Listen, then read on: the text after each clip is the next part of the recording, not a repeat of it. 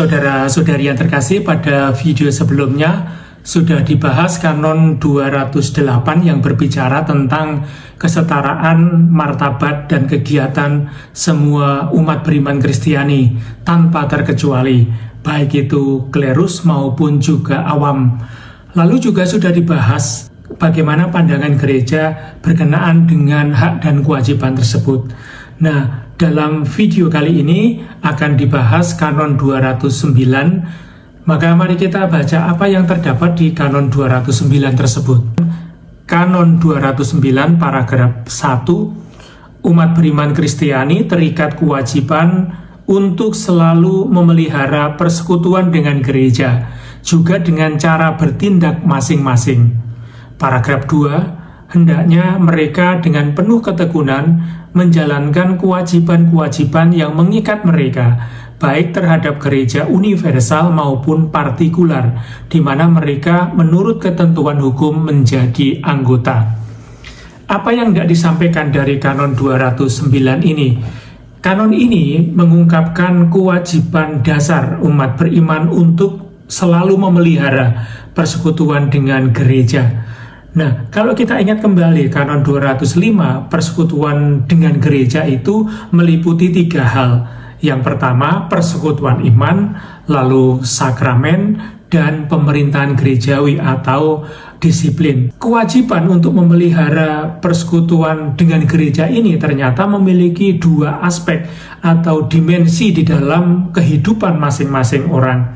Yang pertama itu aspek internal, lalu yang kedua aspek eksternal. Berkenaan dengan aspek internal itu berupa tanggapan pribadi terhadap undangan ilahi untuk memasuki relasi dengan Tuhan. Sementara aspek eksternal itu berupa ungkapan konkret dari aspek internal atau relasi dengan Tuhan yang diwujudkan di dalam komunitas iman melalui baptisan.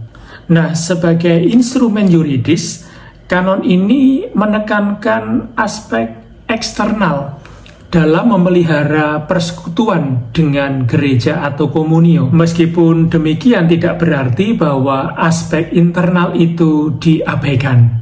Karena hubungan yang berkesinambungan dan semakin mendalam dengan Tuhan merupakan partisipasi dalam kehidupan trinitaris, di mana di dalamnya orang menanggapi dengan bebas dan berkelanjutan untuk bekerja sama dengan Tuhan dalam karya keselamatan. Hubungan timbal balik yang dihasilkan dari 2 aspek dan konsekuensi dari kewajiban untuk memelihara persekutuan itu mempengaruhi kehidupan dan misi gereja. Mengapa demikian? Karena persekutuan atau komunio terwujud secara spesifik dalam 3 bentuk.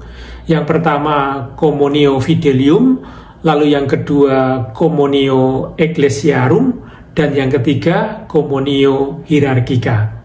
Komunio fidelium dimengerti sebagai kesatuan fundamental di antara semua orang yang dibaptis sebagai satu umat Allah, di mana semua mempunyai kesetaraan martabat dan misi yang sama.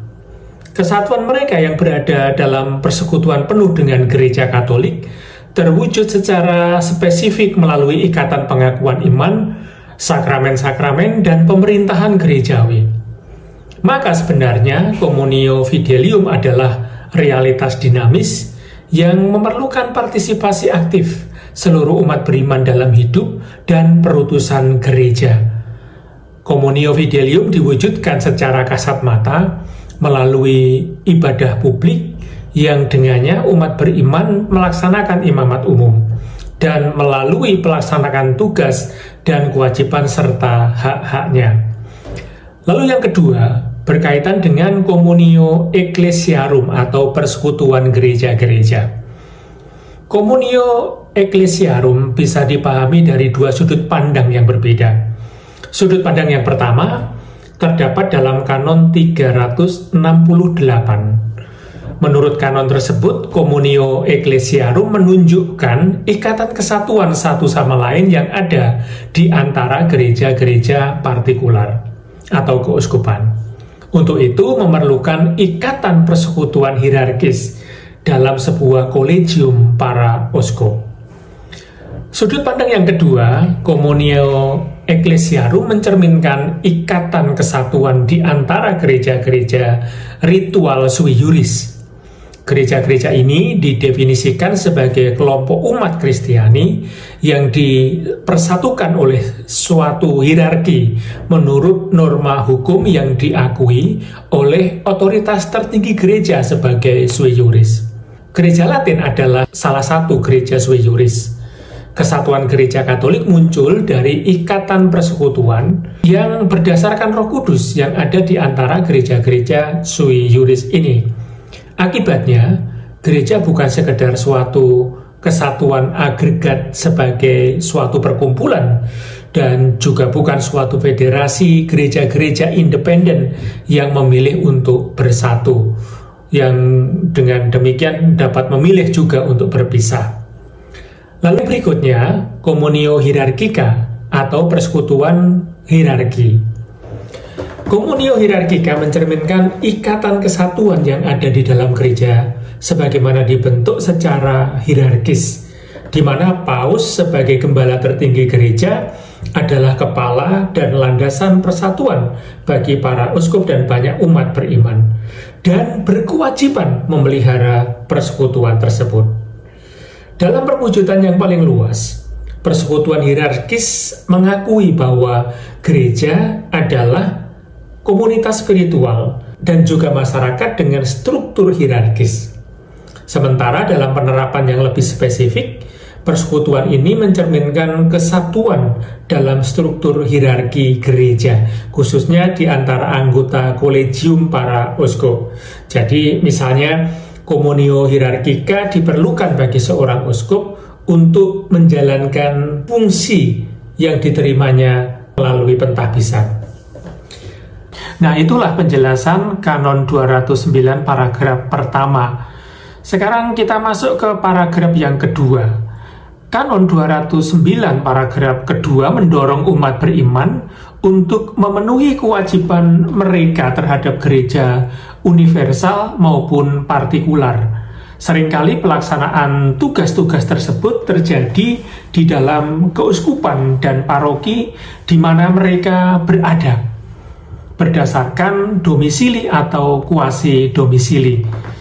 Menurut Kanon 107 paragraf 1, melalui domisili maupun kuasi domisili, setiap orang mendapat pastor paroki dan ordinarisnya. Karena undang-undang bersifat teritorial, maka domisili atau kuasi domisili menentukan berlakunya undang-undang serta otoritas gerejawi dalam memberikan dispensasi maupun izin.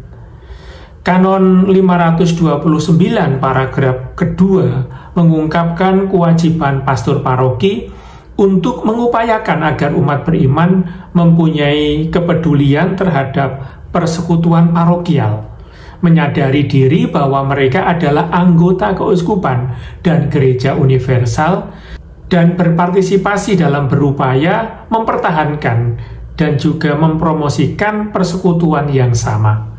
Untuk itu, Kanon 383 sampai dengan 394 menjelaskan tanggung jawab uskup diosesan di dalam memajukan persekutuan di keuskupannya. Di sisi lain, kewajiban gereja universal dan gereja partikular tergantung pada berbagai faktor, keadaan seseorang, keadaan hidup dan fungsinya dalam masyarakat. Pada tingkat yang paling dasar adalah kewajiban untuk membina hubungannya dengan Tuhan, menanggapi undangannya untuk berpartisipasi dalam persekutuan trinitaris, Bapa, Putra, dan Roh Kudus. Kewajiban ini mendasari kewajiban berpartisipasi dalam gereja partikular atau keuskupan maupun juga universal.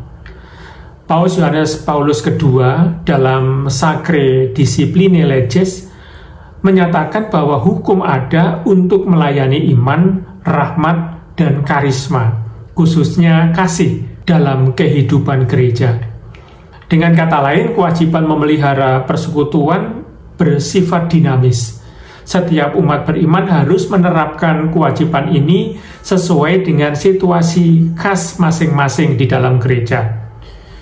Lalu, komunio atau persekutuan mensyaratkan partisipasi aktif dari seluruh umat beriman dalam hubungannya dengan Allah dan dengan anggota gereja lainnya. Mereka mengalami dan menghayati persekutuan ini melalui doa, ibadah bersama, pelayanan terhadap sesama, dan terlebih melalui pemenuhan misi baptisan mereka. Nah, itulah kewajiban dan hak umat beriman Kristiani menyangkut persekutuan, bagaimana mereka memelihara persekutuan. Nah, terima kasih atas perhatiannya. Kita akan lanjutkan pada video berikutnya untuk membahas hak dan kewajiban semua umat beriman Kristiani sebagaimana terdapat di kanon-kanon berikutnya. Terima kasih.